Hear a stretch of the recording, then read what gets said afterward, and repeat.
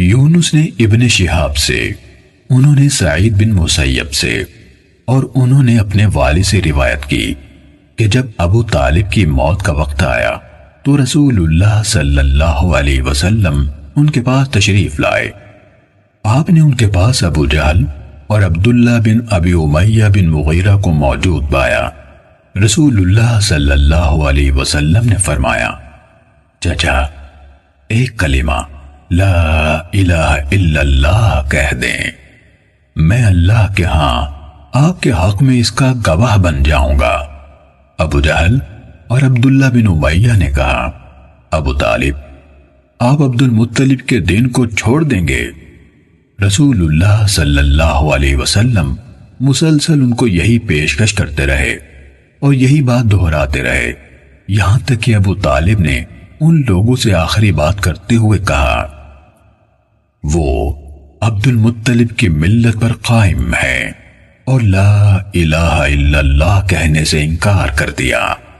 تب رسول اللہ صلی اللہ علیہ وسلم نے فرمایا، اللہ کی قسم میں آپ کے لیے اللہ تعالیٰ سے مغفرت کی دعا کرتا رہوں گا جب تک کہ مجھے آپ کے حوالے سے روک نہ دیا جائے۔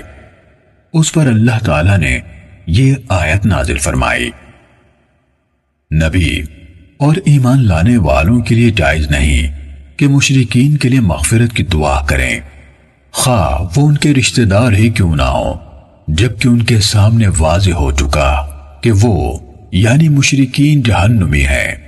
اللہ تعالیٰ نے ابو طالب کے بارے میں یہ آیت بھی نازل فرمائی اور رسول اللہ صلی اللہ علیہ وسلم کو مخاطب کر کے فرمایا، اے نبی بے شک آپ جسے چاہیں ہدایت نہیں دے سکتے، لیکن اللہ جس کو چاہے ہدایت دے دیتا ہے اور وہ سیدھی راہ پانے والوں کے بارے میں زیادہ آگاہ ہے۔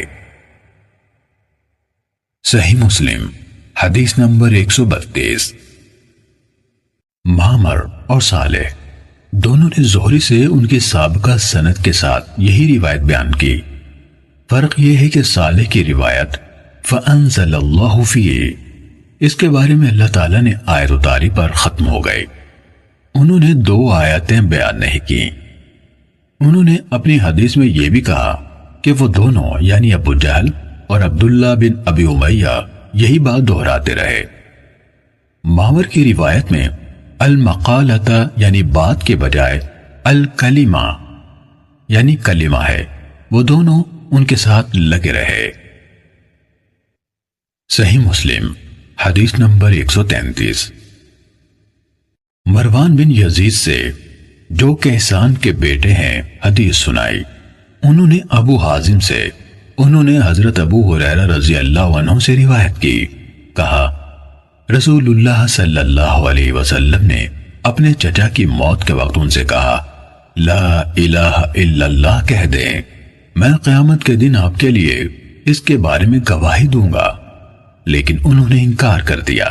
کہا اس پر اللہ تعالیٰ نے یہ آیت اتاری، انک لا تہدی من احببت، بے شک آپ جسے چاہیں راہ راست پر نہیں لا سکتے، آیت کے آخر تک۔ صحیح مسلم حدیث نمبر 134۔